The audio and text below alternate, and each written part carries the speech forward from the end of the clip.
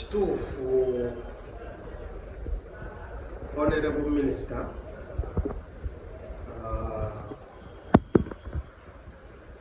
Malam yatusindikira mukyala we bayita Rashid Saida tumuyambe nsonga ze eya bbaawe oba yali bbaawe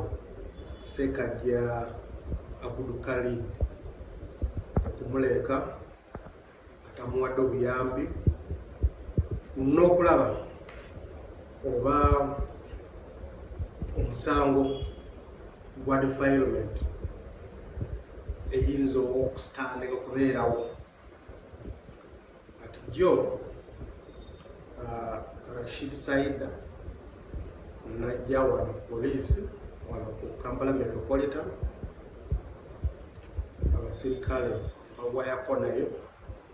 ne bamugyako statement naye yagamba nti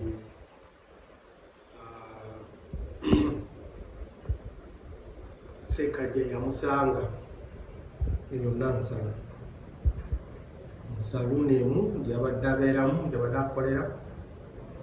namusendasenda ng'akyali myaka 16 awo be basookera okufuna omwana waabwe esooka ate ne bafuna omwana wokubiri nga bada akyali lubuto myezi 7 Ssekaggya namuleka kati ye natandika obulamu bwe n'abaana be nga ye abalabirira ye taata ye maama nga taata w'abaana tabaweerezako wadde eza sabbuna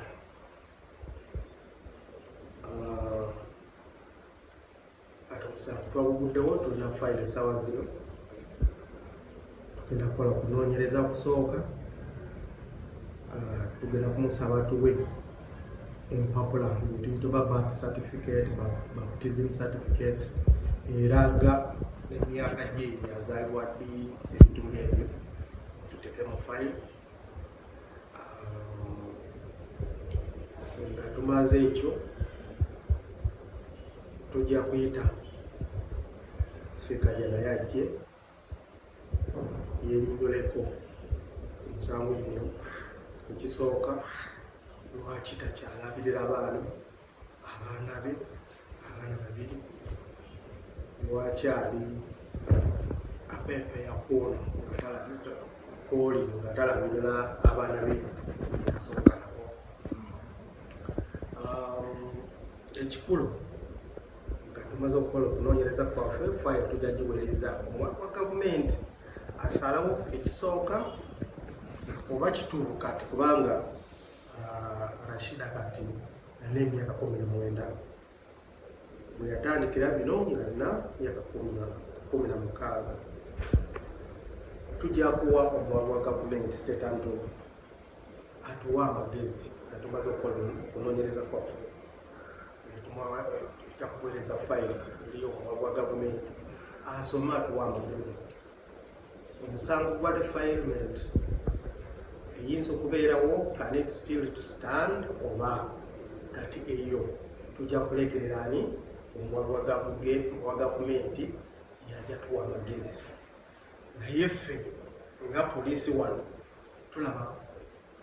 omusango guli direct kati ya failure to provide talabirira abaana eyateekwa okujja yenyumeko naye eri direct kubanga ye tewali kyeki tewali obuyambi byawa abaana eyo kati omusango ogwo guli direct naye eri ya defilement omwami wa gavumenti yajja tutaasa afande awo wenyini ni keesi nga bo ababiri parties ebbiri bavuddeyo ne batuulaganya ne bateeseganya ekya defilement era kisigalawo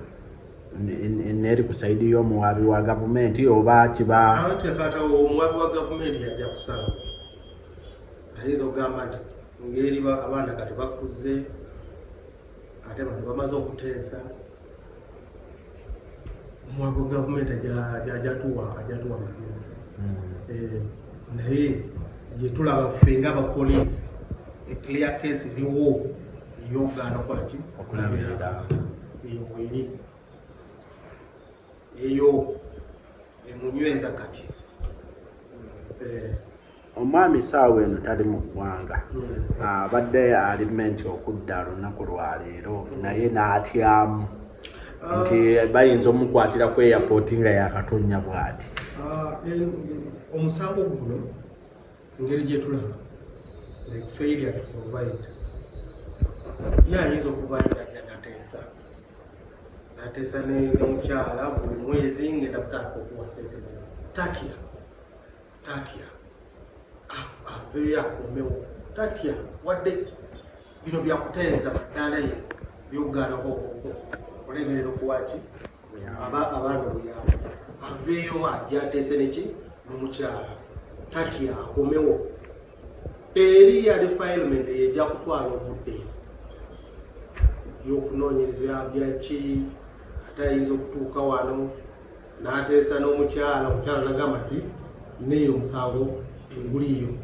nga tenyinza okukambijjeeyo kati omukyala kyekikulu saawa zino waali akwatagane neki n'omukyala akwatagane ne Rashida Saida akwatagane naye alaba nga alabira abaana Rashida naye aveeyo agamba daawo sekajja katalabira abaana akkiriza okulabira abaana omusango gwali gwa defilement njagala ba nkugjeyo awo aba kyagulinako obuyinza teguba gwa state versus awo ajja kwogera ne state Anthony n'omuwaka wa gavumenti ekikulu justice law and order sector kyebaagala okutabaganya si okuyawukana kati singa bakkiriziganya amangu things will be very okay very fast and justice will be served and that is justice which is also served in case they agree amicably oli oba badde anyize ono badetandabirira ate natandika okundabirira okunyiiga okwo ayinza okutandika okuseka that justice served justice will be served. Bafani bakyeze ne Becky bali mu kutya bagamba nti akibaloopye omwami we naye ayinza odugenderamu. Becky talina omusango Chosen Becky talina omusango wadde omusango oli yakuza nga ye ng'omuntu bamuvunana ye ng'omuntu si nga family. Chosen Becky si ye taata w'abaana si yagaana okulabirira abaana ono muntu mukulu tuyinza okugamba nti Chosen Becky yamuganya okugenda okulabirira abaana nedda ono muntu mukulu is above 18 ategera bulungi wuyo ogamba nti ali wabweru agenda ensi za bweru ensi za bweru eyo yalaba ki ayigayo ki abaana balekawo obulesi kubanga olina omwana omukazi omuto kiki ateekwa okuyiga abaana bange nteekwa kukola ki okubalabirira akatono kenfunye tugabana family eno twala eno family eno twala naye Chosen Becky si ye taata w'abaana talina obuzibu. Chosen Becky totya tuweralikirira oyinza okulabika nati bba wange kati alina obuzibu aganya okulabira abaana eyo oyinza okweralikira naye okwenga omuntu tolina omusango.